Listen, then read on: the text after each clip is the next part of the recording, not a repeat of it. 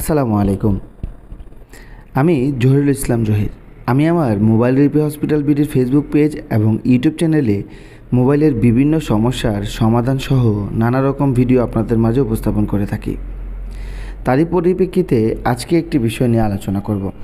আমার সামনে যে মোবাইলটি দেখতে পাচ্ছেন এটি একটি রেডমি নোট 10 মোবাইল। দেখতেই পাচ্ছেন এই মোবাইলটা খোলা অবস্থায় আমার কাছে এক ভাই পাঠিয়েছে।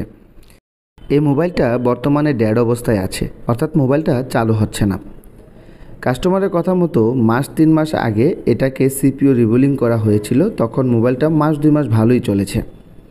এটা সিপিইউ রিবুলিং করার কারণ হচ্ছে এই মোবাইলটা সামনের ক্যামেরা কাজ করতো না এবং এই মোবাইলটা দেখা গেল যে সাউন্ডও কাজ করতো না। তারপর সিপিইউ রিবুলিং করা হয়েছে। সিপিইউ রিবুলিং করার পর কিছুদিন ভালোই চলেছে। তারপর একদিন হঠাৎ করেই মোবাইলটা বন্ধ হয়ে গেছে।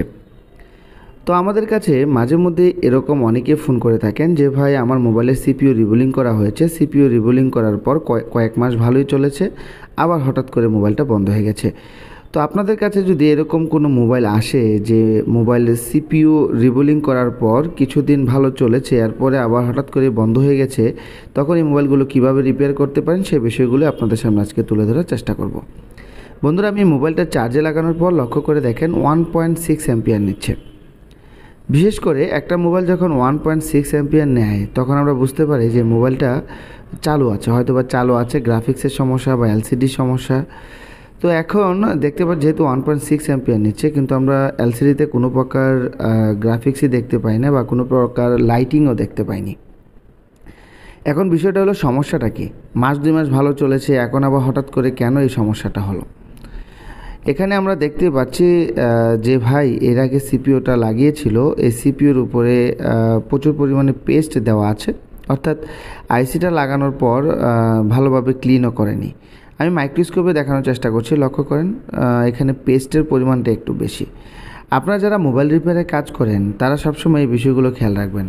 আপনি যখন আইসির মধ্যে পেস্ট ব্যবহার করেন, আইসি লাগানো হয়ে গেলে এই পেস্টটাকে আপনি ভালোভাবে থিনার বা কেরোসিন বা পেট্রোল যে কোনো কিছুর মাধ্যমে ভালোভাবে ক্লিন করে দেওয়ার চেষ্টা করবেন। তবে কেরোসিন হলে সবচেয়ে বেটার হয়, কারণ কেরোসিনে ক্লিনটা একটু ভালো হয়।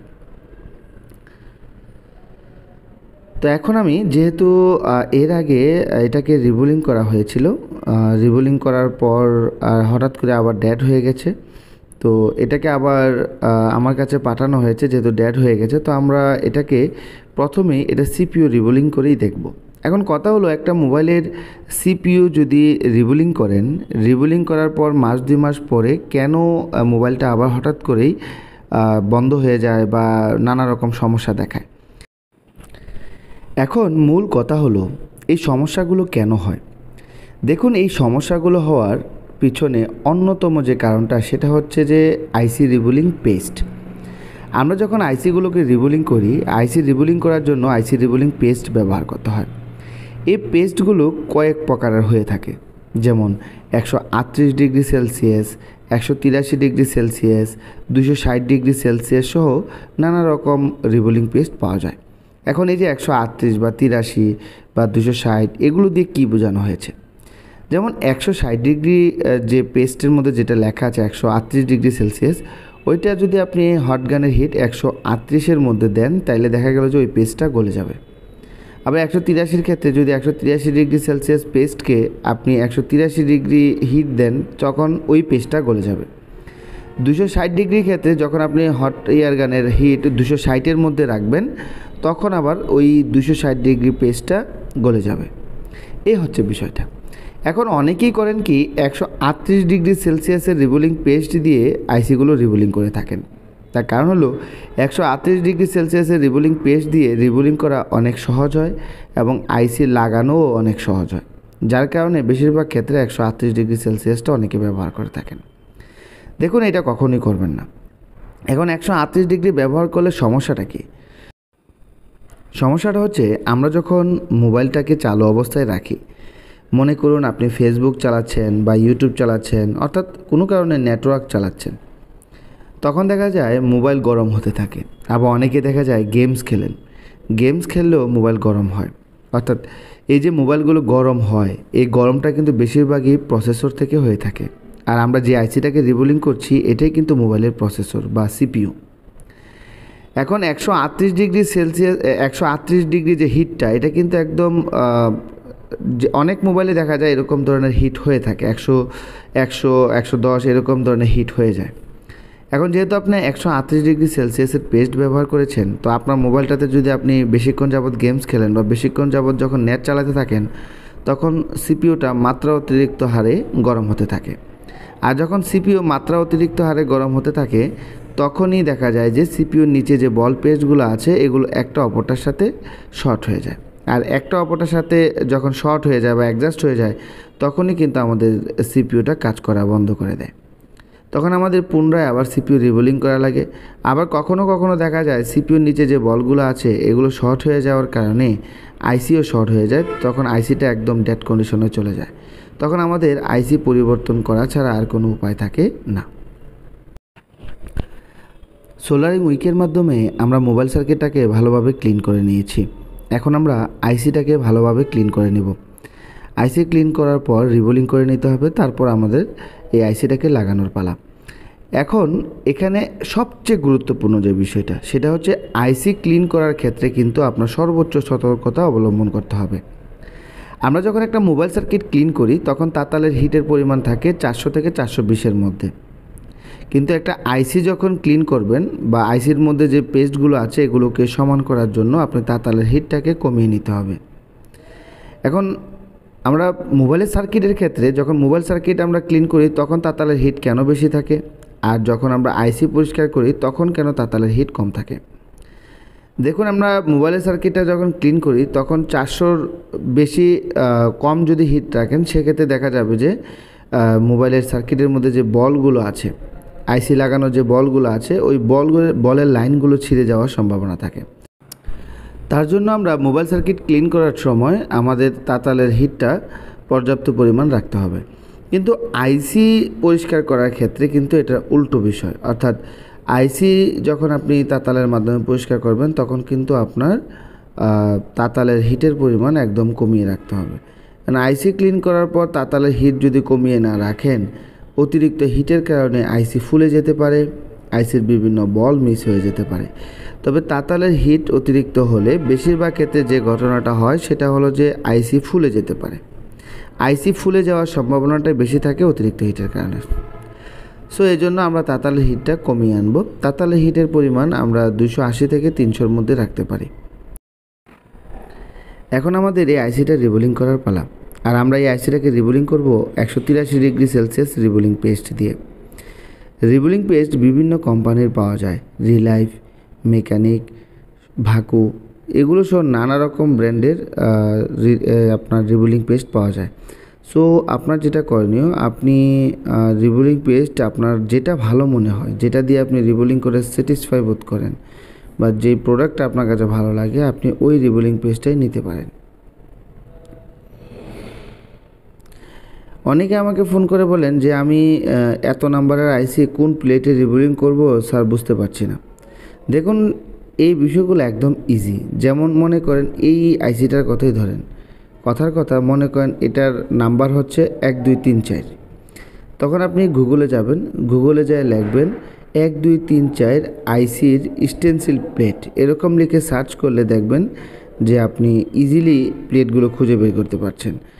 প্লেটের কর্নারে এরকম লেখা থাকতে পারে MT1, MT2, S1, S2, S3 এরকম ধরনের লেখা থাকতে পারে। তারপরে দেখা যায় যে QU7, QU5 এরকম কিছু বিষয় লেখা থাকতে পারে। আইসি লাগানোর আগে মোবাইলের সার্কিটটা ভালোভাবে ক্লিন হয়েছে কিনা, অর্থাৎ 100% পারফেক্টভাবে ক্লিন হয়েছে কিনা সেই বিষয়টা আপনাকে আগে নিশ্চিত হতে হবে। কারণ আইসি লাগানোর ক্ষেত্রে যদি আপনার মোবাইল সার্কিটের মধ্যে কোনো প্রকার ময়লা থাকে বা যদি পেস্ট লেগে থাকে, অর্থাৎ আইসি ওঠানোর সময় যে পেস্টগুলো থাকে, ওই পেস্টগুলো যদি থেকে থাকে, সেক্ষেত্রে কিন্তু আইসিটা ঠিকঠাকভাবে লাগানো সম্ভব হবে না। আর যদি আইসি কোনো কারণে ঠিকঠাকভাবে লাগানো না যায়, সেক্ষেত্রে কিন্তু মোবাইলও রান হবে না, কমন বিষয়। আর আইসি রিবুলিংয়ের ক্ষেত্রে আরেকটা বিষয় বলে রাখি, সেটা হলো যে আপনার আইসি রিবুলিংয়ের ক্ষেত্রে প্রত্যেকটা বল অ্যাকুরেটভাবে আছে কিনা সেটাও আপনাকে খেয়াল রাখতে হবে। অনেক সময় আইসি রিবোলিং করার পর দেখা যায় যে একটা বল বড় একটা বল ছোট, এরকম ছোট বড় বল যদি হয় সেক্ষেত্রেও কিন্তু আপনার আইসিটা পারফেক্টভাবে লাগবে না।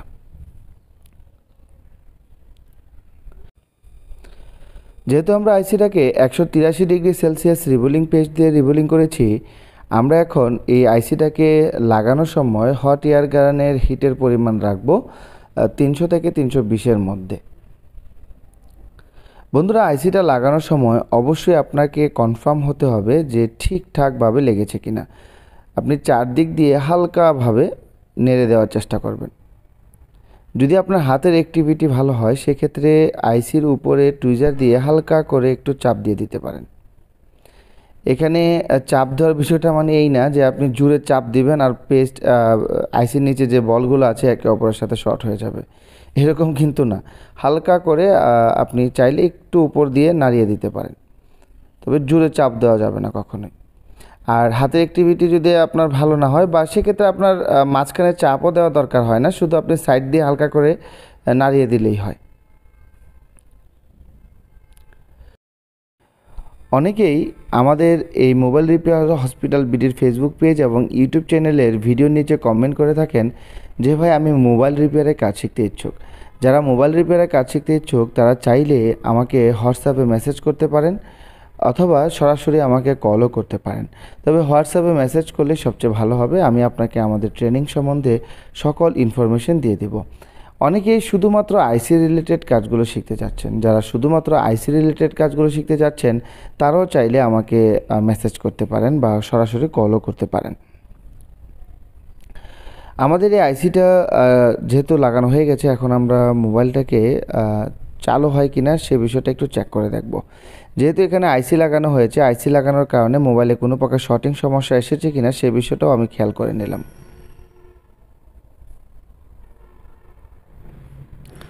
বন্ধুরা, দেখতেই পাচ্ছেন আলহামদুলিল্লাহ আমি মোবাইলটা চার্জে লাগানোর সাথে সাথে এখানে কিন্তু চার্জিংয়ের আইকনটা শো করেছে। এখন মোবাইলটা চালু হয় কিনা সে বিষয়টা কনফার্ম হব। আলহামদুলিল্লাহ দেখতেই পাচ্ছেন মোবাইলটা কিন্তু চালু হচ্ছে। বন্ধুরা, আপনি যখন আইসি রিলেটেড কাজগুলো করবেন তখন আপনি যদি ধীরে স্বস্তিতে, মনে করেন একটা আইসি রিলেটেড কাজ করতে গেলে নর্মালি 20 মিনিট সময় লাগে। এখন আপনি এই কাজটাকে 20 মিনিট নয়, আপনি আধা ঘন্টা 40 মিনিট সময় লাগাবেন। অর্থাৎ যেই সময়টা অন্যান্য জনের আধা ঘন্টা বা 20 মিনিট লাগে সেই জায়গায় আপনি 10 মিনিট বা 20 মিনিট সময় বেশি দিবেন এবং যত্ন সহকারে কাজটা করার চেষ্টা করবেন। দেখবেন যে এক চান্সেই কাজগুলো হয়ে যাচ্ছে।